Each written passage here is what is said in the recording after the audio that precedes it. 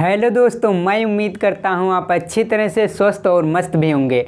आज हम बात करेंगे, जैसा कि बोर्ड पर लिखा हुआ है, आम्ल, क्षार तथा लवण के बारे में। इसे हम अच्छी तरह से समझने का प्रयास करेंगे, क्योंकि ये रसायन विज्ञान में छोटे छोटे क्वेश्चन जो हैं हर बार पूछे जाते हैं।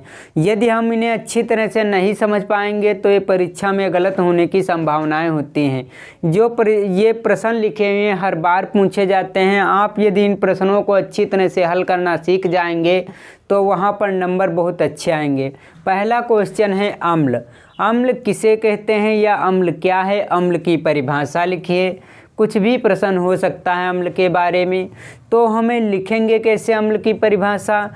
अम्ल या एसिड शब्द लैटिन भाषा के एसिड्स से बना है।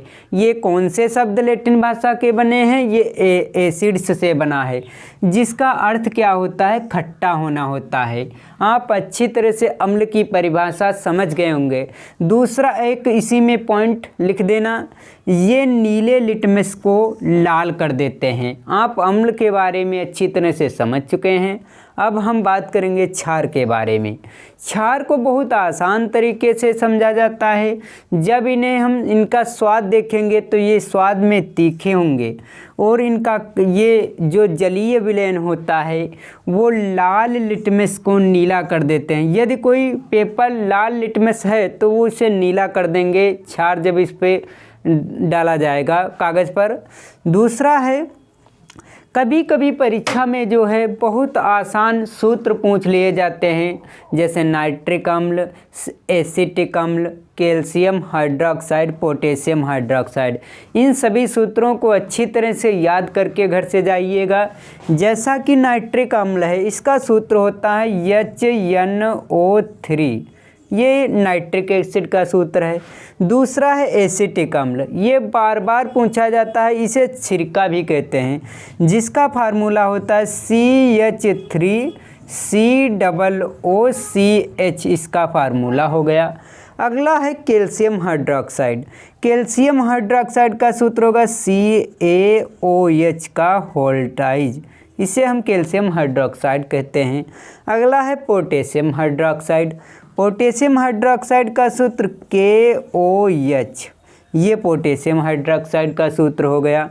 ये जो नाइट्रिक अम्ल है, जैसे नाम से ही जानते हैं, ये एक नाइट्रिक अम्ल ये है। ये जो है ये भी अम्ल है। इसमें दो अम्ल लिखे हुए हैं, दो क्षार। क्षार में H हाइड्रोक्सिल आयन देता है, और जो अम्ल होगा वो जो H+ आयन देता है।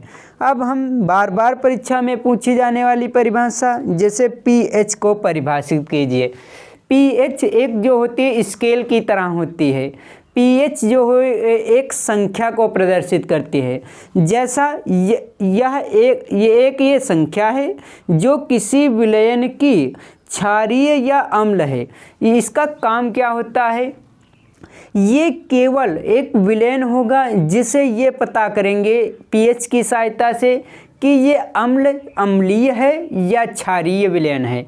इसे कैसे पता चलते हैं? इस पे जो pH मान, जलीय विलयन का pH मान जो होगा 7 से नीचे होगा तो अम्लीय विलयन होगा।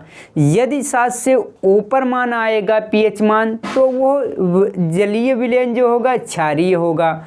जो ये क्वेश्चन लिखे हुए हैं ये अति महत्वपूर्ण क्वेश्चन हैं। मैं उम्मीद करता हूँ आप ये अच्छी तरह से समझ चुके होंगे। यदि हमारी वीडियो आप लोगों को अच्छी लग रही हो तो चैनल को लाइक और शेयर करना ना भूलें।